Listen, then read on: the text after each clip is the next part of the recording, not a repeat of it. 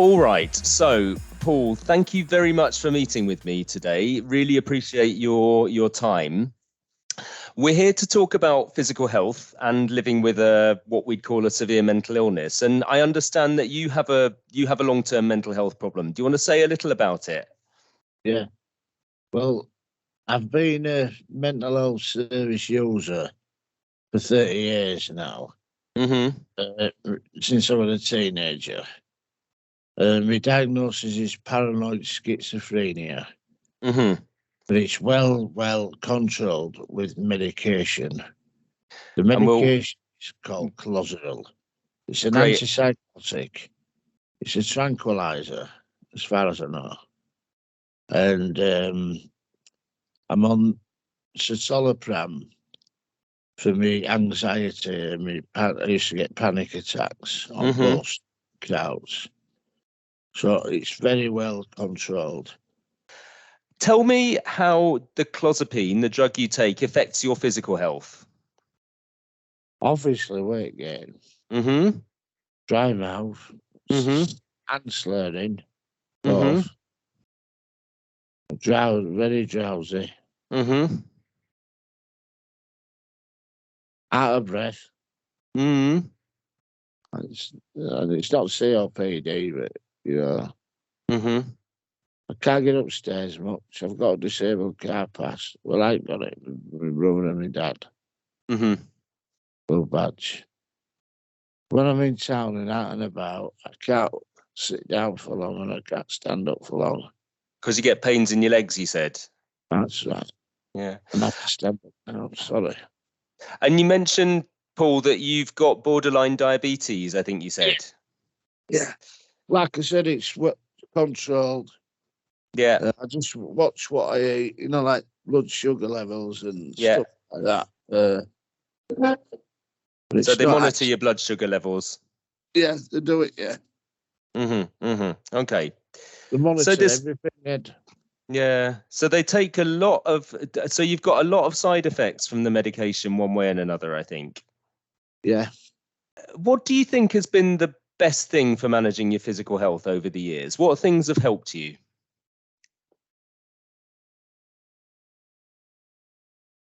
Like I said, medications help me. Okay. Well, we're going to come on to talk to that. But keeping active's helped me. Yeah. Rehabilitation's helped me. Yeah. Having a structured day has helped me. Being constructive. Help me self-esteem, help me mood. Mega boost my confidence. Sorry, what was it again? No, it's really, really helpful. So, because you were telling me earlier, you do quite a lot of patient involvement work. You get involved in interviews and you do work like this. And it sounds like that sort of thing, having that sort of activity is really helpful for your health generally. Yeah.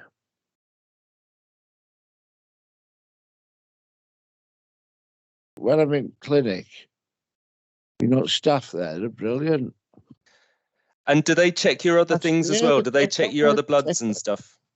Yeah, when they do my bloods, they check on me, see how I'm doing and what have you, and how I'm feeling and what's going on, and But so you trust them? What happened there?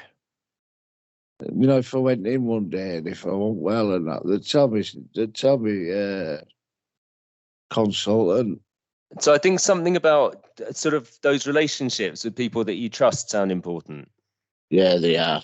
Yeah. Okay. And you said, sorry, I put all my faith in them. Yeah. So that's really important, I think.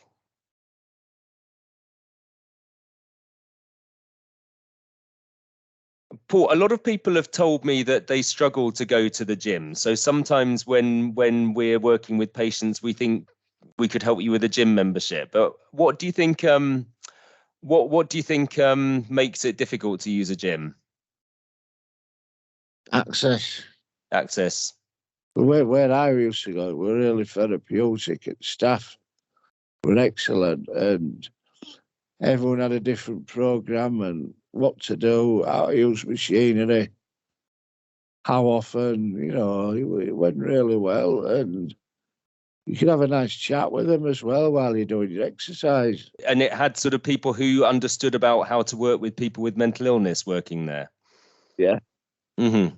So that helped by the sound of it. Like user friendly. Mm-hmm. And it was like therapeutic as well. Mm. And did that help you with things like your weight or your health generally? How did you feel as a result of going to the gym? My weight. I lost it, and then I put it back up. I lost it, and then I'm renowned for it. Put it on and put it on, losing it.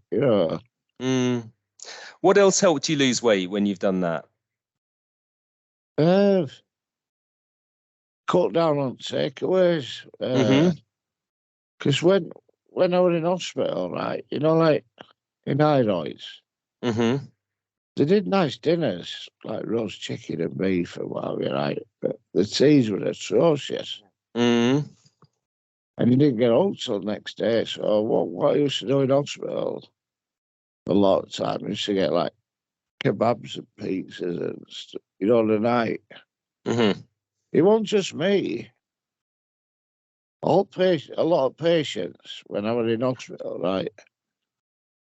Every half hour, the delivery driver were there, delivering food. I've seen it. Odd. I bet you've come across that, haven't you, Ed? I certainly have. I've seen it many times. So what I used to do when I went out with my worker shopping, my social worker, and every week she used to take me to Asda up road. So I started buying healthier food. Fruit and veg, low-fat meals. We started buying all them, and then I lost a bit of weight. And then, so having the help with your shopping helped you to lose a bit of weight. Yeah.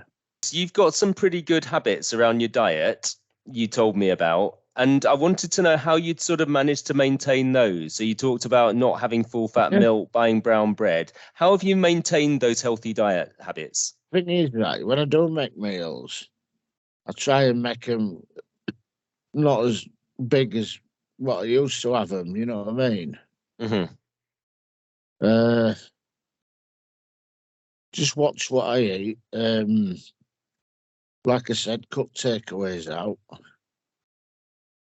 Because that's easily done, that, if you're on a night and you're hungry, it's like I used to go out and that, right? I used to get a kebab at end at night. I don't do it anymore.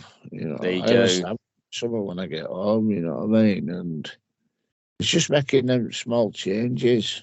Yeah. And Plus, do you think you save money as well by not spending like £10 or something? You save money as well.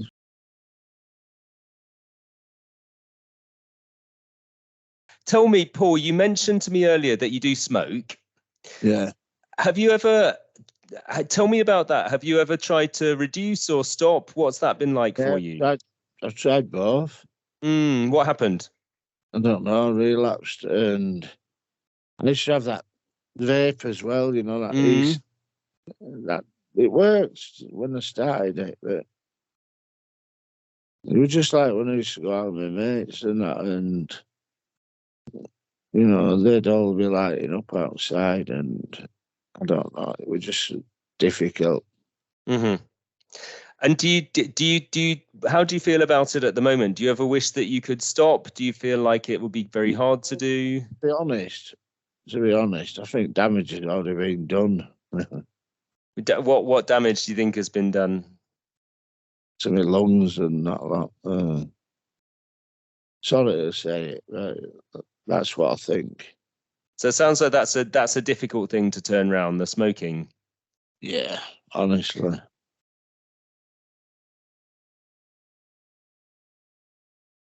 What about alcohol? Because you mentioned something about that. Tell me about alcohol. Well, basically, when I was younger, I used to drink a lot. I used to get into trouble. I used to get into fights. Just had problems at work, had problems at home. Everything were really stacked up. And I drunk to like make me feel happier, you know, like turned to drink. I felt better, and then next day I was depressed. Now I can go out and, you know, don't bother me a bit. So you can go out and not drink? I have about 6 pints when I go out. I know it's a lot, but it's manageable. And are there times that you don't drink as well? Behaviour around alcohol has changed over the year, obviously, because I couldn't drink in hospital. Allowed to drink. But it sounds like it's more under control nowadays. A lot of it is. And what do you think has helped you sort of keep it more under control? I don't want to spend next 11 years locked up. So you worry about getting ill again? Yeah.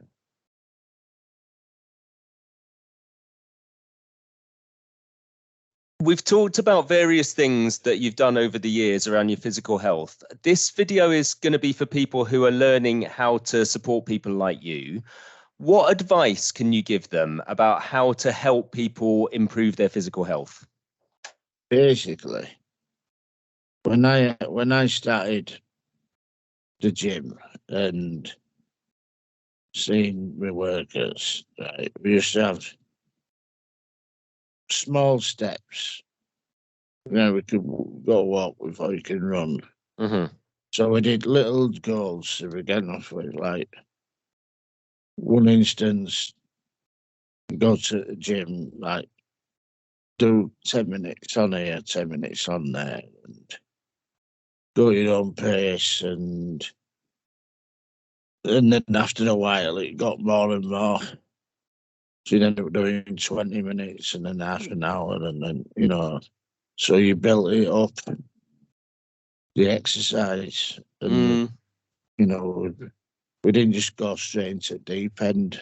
You know, we were doing different, you know, like progress.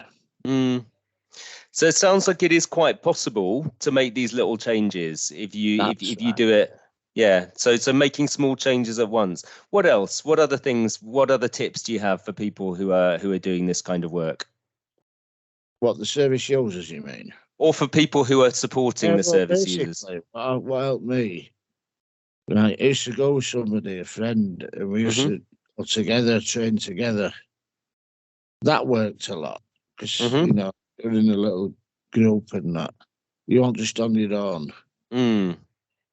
And like I said, with these small changes, you used to make a lot of progress. So after a while, you'd start reaping the awards. Because what you've heard in the past, they say there's no pain, there's no gain. Is that true? Yeah, it is. Yes. You've got to... I know it's... some people get put off because of exercise and that, but you do reap what you sow, because once you start doing it on a regular basis, and then your health improves and your mood improves and you're feeling better again, you know what I mean? So that's like small steps leading to big steps.